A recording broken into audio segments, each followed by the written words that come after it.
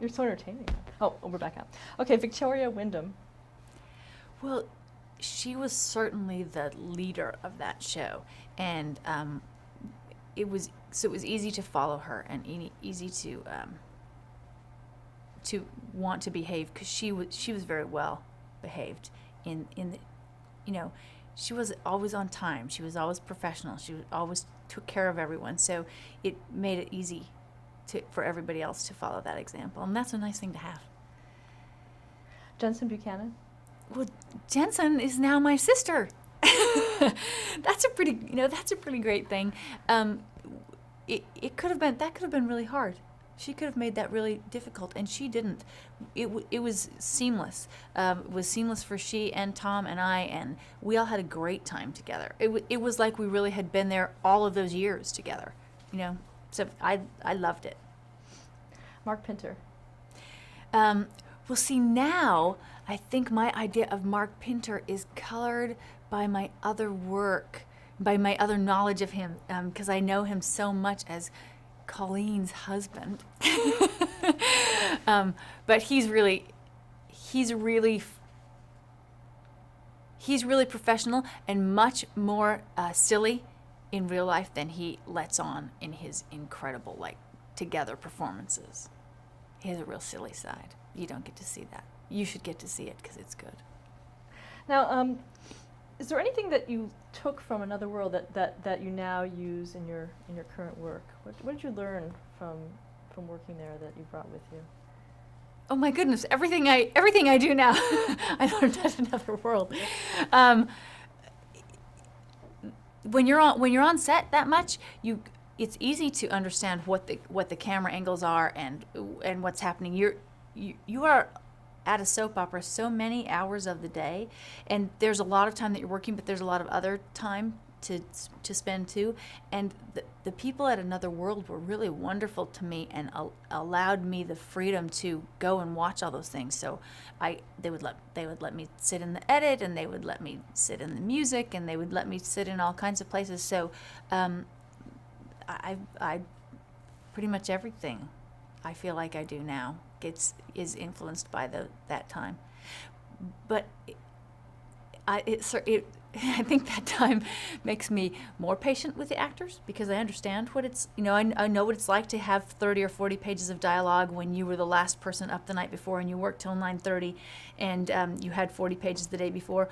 So I'm very understanding of how difficult that is, but at the same time, I know it's doable. I expect someone to be able to do it because I know you can. But I know that you wear out and you need breaks and you need a way to get refreshed. So certainly I feel like it gives me a vivid understanding of what the actors are going through and makes me more and less patient with them. Now, when you were just going to the editing rooms and that kind of thing, were you cognizant of the fact that you would make a kind of a career change? No. But, I mean, you are talking to a person who, again, tried to help move the cables when she first came. I grew up, since we grew up owning the theater, and I had known, I always known I wanted to go off and be an actress, but none of it was separate to me. Acting wasn't separate from doing the props or sewing the costumes, or doing the lighting, and I knew all of those. I mean, I'd been doing all of those things in theater. I produced and directed my first play when I was about 16 that I raised money for. It was an original piece. I had music written for it. So it's all part of one piece. Part of what I love about what we do is that it takes all of these people. It takes a village to raise a child, but it takes this huge village to do any sort of soap opera, TV show, play, any of those things. And I love the collaboration of that. And I never thought of acting as being separate from those things. So, yes, I had to learn all that, but I had also been doing it. I still love doing props.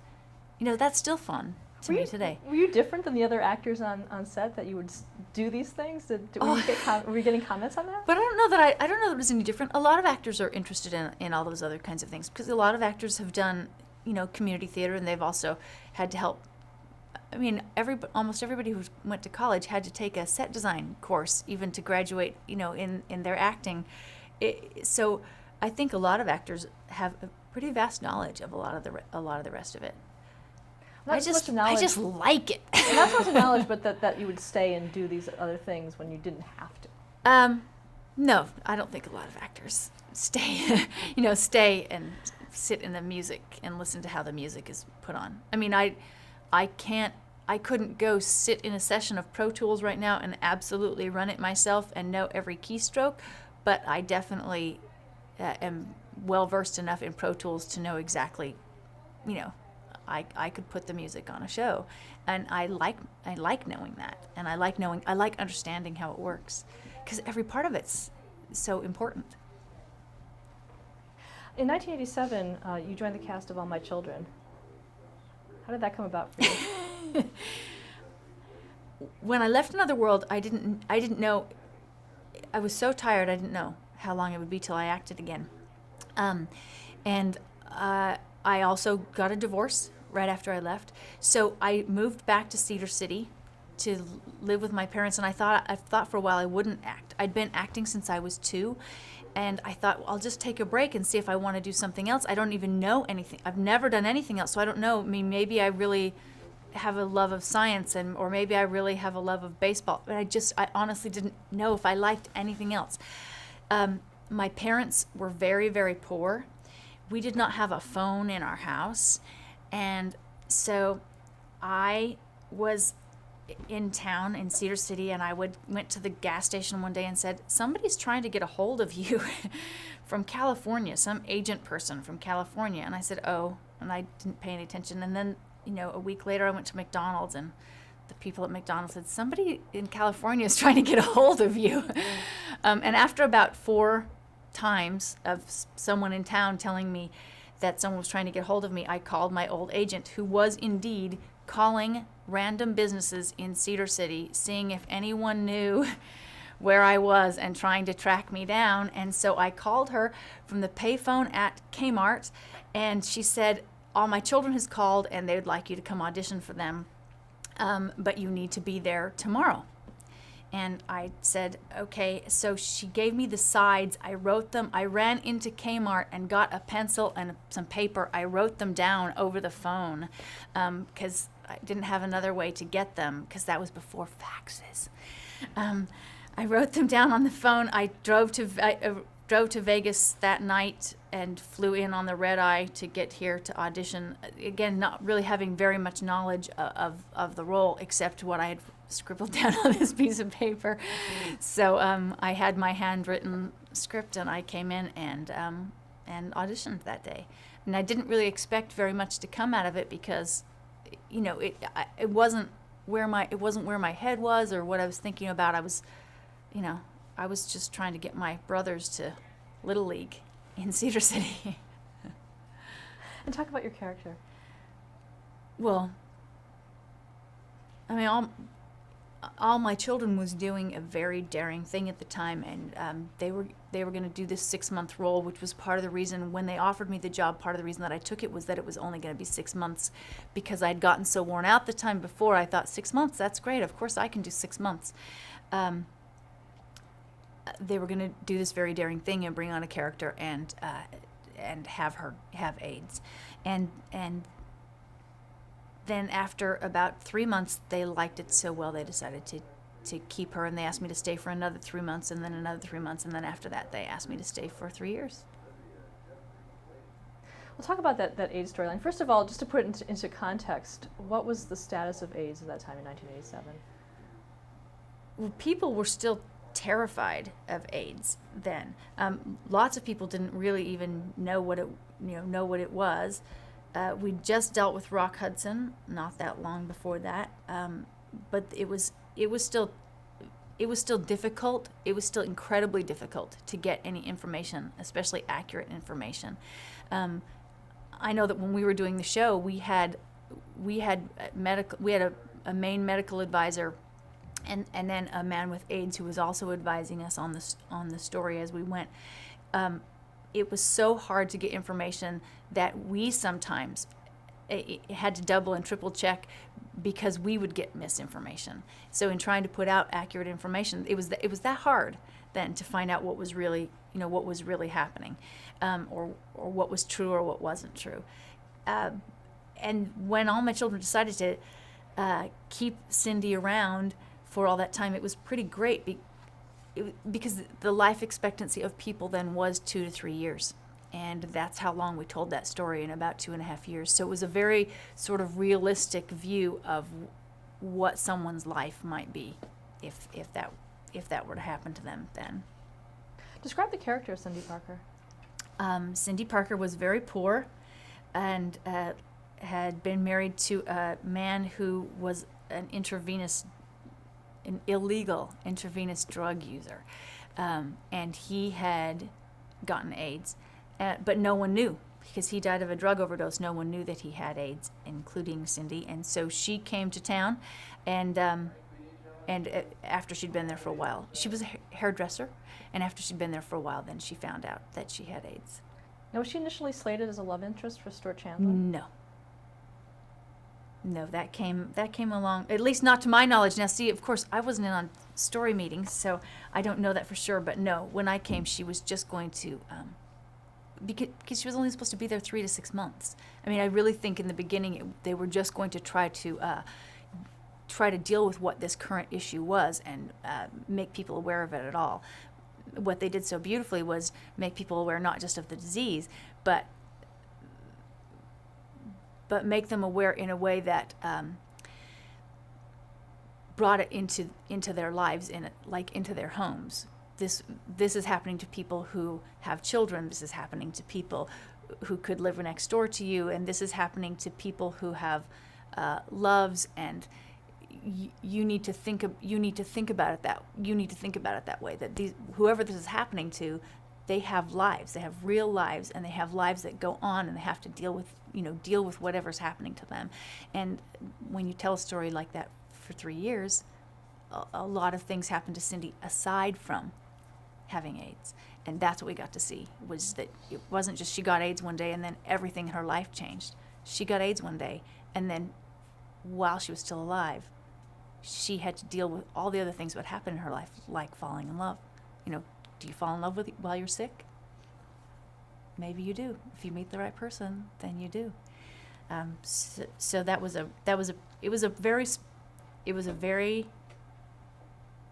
a very special story at a time in our nation when we needed to all rally together. And that definitely happened around that story. And all my children in ABC were very brave to take that on at that particular time. And I'm very proud to have been a part of that, and work with all of those talented people. We got together every month. And I promise, as the executive producer, this does not happen. But we got together every month to discuss that story. We, the actors, the writers, the producers, because we felt like we were trying to take on such a big thing and we wanted to be so accurate. We got together once a month to discuss what was happening in the story and what was medically accurate, and then how we wanted that portrayed. And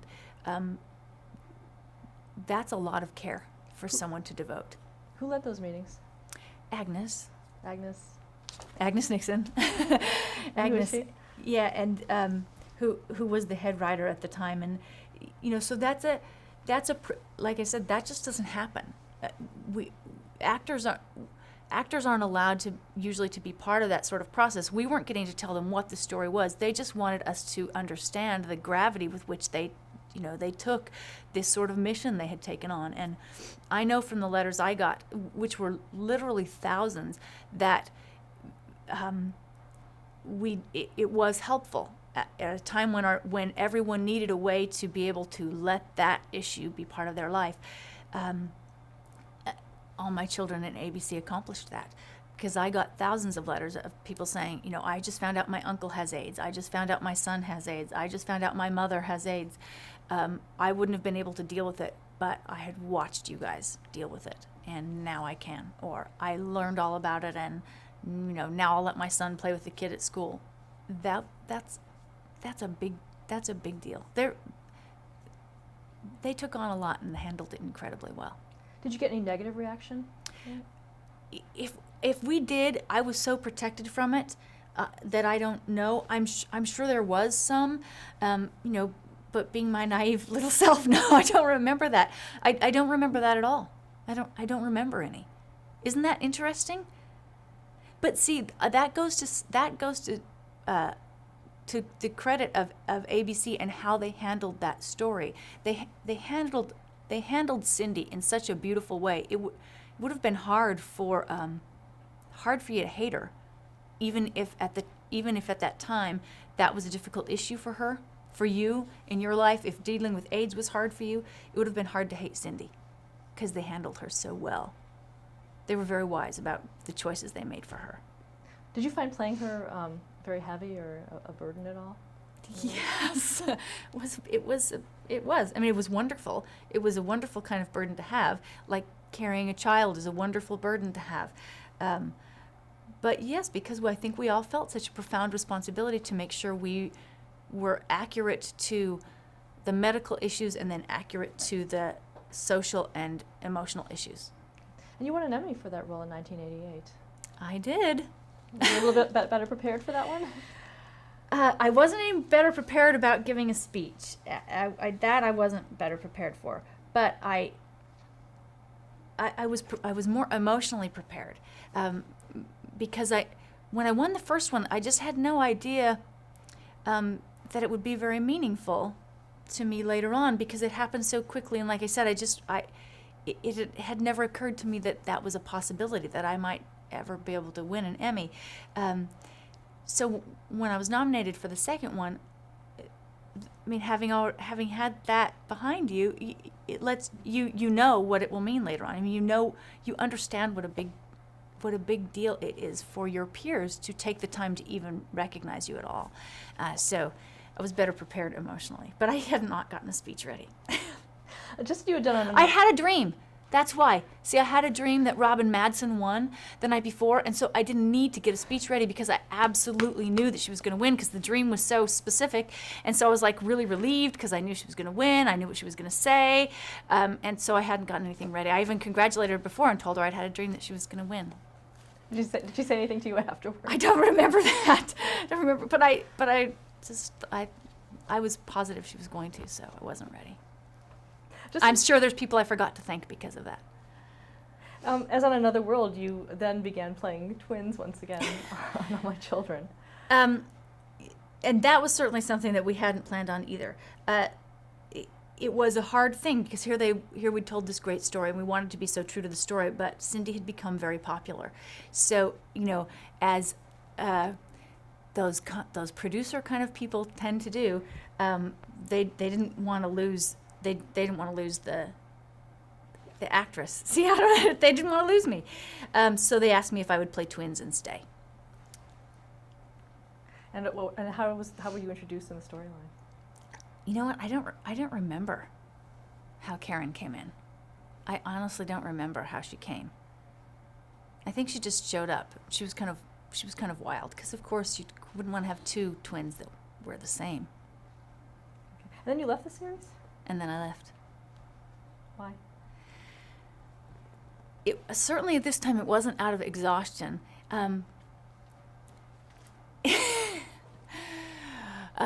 If I tell you, you'll laugh, because I didn't feel pretty enough. I've never said that before. There's my honest answer. Why was that? I don't know, because Karen was all about being beautiful and sexy and glamorous, and that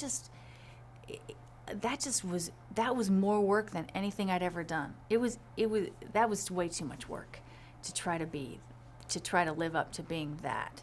You know, you have Susan Lucci and people who really are beautiful that can be that, and that just felt like a lot of work. More than playing twins?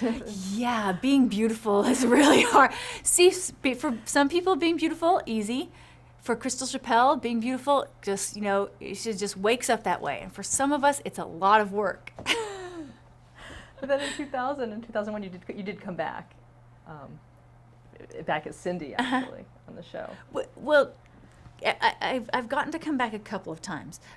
When Stuart has needed some help or advice, then Cindy has come back, and that's been really fun. It's always wonderful to go back play a role that you've played before. There's a certain freedom to doing it when you're not under the pressure of keeping your job. Okay, I just want to ask you a few other shows that you appeared on before we get to Guiding Light. Dark Shadows. Well, when they revived Dark Shadows, that was really exciting, and they did a great job. They had lots of money, and the cast was really great, and that was a marvelous job for me because I played Phyllis Wick, who came from the past. Somebody from now traded places with Phyllis Wick, and I don't know, in some magical witch spell. And when I came forward, I was sick, and so I made a lot of money and had no dialogue. I just laid in bed for 6 episodes. The Bold and the Beautiful. The Bold and Beautiful was really fun too, because see, there I did not have to be beautiful, and that was great. I did not have to worry about being attractive. I played an insane girl, and so I didn't wear any makeup. I didn't have to go to makeup or hair. I just came in however I was, and then I got to wear the same brown jail outfit every day and sit in the back of the room and talk out loud to a stuffed animal. So what's not to like about that job? And you also worked with the character of Sheila Carter too. Who was also in the asylum for the criminally insane, and it's fun to play someone who's vastly different from yourself, and I guess I like to think that character was vastly different than me, although I realize I have at times spoken to stuffed animals, so it might not be that different. After Another World was canceled, you did return to As the World Turns as Marley. Well, that's because Tom Eplin's character, Jake, moved to As the World Turns. And then as they were expanding on some story with his character, it was handy for Marley to come over to help explain what was happening with him, because he and Vicky had children. And so I got to come fight for those children. Because she is, after all, my twin. Now, is that where you first started directing for television on As the World Turns? Mm-hmm. Well, I directed some scenes at Another World before it went off the air. You did. Some little sets of scenes. I didn't direct an episode or anything. How did you get to do that? Was it a fight, or did you? No. Well, Chris Goutman, who is arguably, well, not even arguably, in my opinion, he is the most talented man in daytime television. I admire him more than anyone I can think of. And he had directed me at Another World the first time I was there, and he had directed me at All My Children. We just happened to go to the same places. And then when I came to Another World, he became the executive producer there. And when I found out the show was going to be canceled, I went to him and said, I would love to try to direct. I mean, I've produced my own movies, and I've been directing a lot of theater, and I would love to try to direct, even if I'm really bad at it, we're already canceled. I mean, I can't make it worse than it is. We're going off the air. And so he said yes. I mean, just like that. He said, sure, if you want to try, you can try. We're having a production meeting in an hour, so come down to the production meeting. And he assigned me 3 scenes. Jensen was in them. And he assigned me 3 scenes, and I directed those 3 scenes. And then a week later, he gave me 3 more scenes. Did you enjoy the experience? I loved it. It's terrifying, because it's thousands and producing soap operas, thousands and thousands of dollars. And when you're the director, keeping the day moving so that you're not spending more than your allotted thousands and thousands for that day rests on your shoulders. And so that's, that's a lot of responsibility, and you feel that when you're sitting in that director's chair. Do you have a style, directing style, you say? No. I don't think so. Fast. That's what I want it to be, fast. So when you moved to As the World Turns, were you directing at the same time that you were acting as well, or did that come afterwards? No, I directed first before I acted. Chris moved to As the World Turns. When he left Another World, he went to As the World Turns and called me and offered me a contract directing. So I actually was directing there before I was acting. So I always wanted to. They would never do it. I wanted to direct myself in scenes, but they would never let me. Because I guess it would be hard to call the camera shots while you were on camera. Somebody might notice you going, take one, take two, in the middle of your scene, and that would be distracting. What challenges do you think you faced starting out as a director? The biggest one is getting done on time. You're shooting anywhere from 60 to 90 pages in a day, and that's movies shoot a page to 3 or 4 pages in a day. So 60 to 90 is a lot to get done, and the crew and the cast, everybody involved in it is very, very skilled and very talented, very good at their jobs. They all know exactly what to do, and they've done it a lot of times. So they can get through the day sort of in spite of you as a director if they need to, which I'm sure in my case was true for a long, long time. But that's the biggest challenge, is knowing that everyone is following you through that day. They all know their jobs, but you are the leader in that day. So, if knowing that studio time might be $10,000 an hour, so every little bit of time you go over your allotted time is just eating into cash, nobody likes that very much. So how did you then make the transition to Guiding Light? I don't know. It's still a mystery to me how I made that transition. Procter & Gamble called Mickey Dwyer Dobbin, was then executive in charge of production at Procter & Gamble Productions, and she called me into her office and asked if I'd be interested in line producing at Guiding Light. And so I told her that I'd never done it. So I said I don't know. I guess I would, but it's not really. I mean, see, it's easy to tell what directors do, and it's easy to tell what cameramen do, and it's easy to tell what makeup artists do. It's a little more nebulous what a producer does, because that job is different in every single location. It's different on a film than it is on a TV show, and it's different from one TV show to the next. And so I didn't know for sure what that would mean, but I said I'd try it. I mean, I've done just about everything else now. I said might as well try that. So I came over to Guiding Light for 6 months and was a line producer. Okay, let's stop there to change the tape.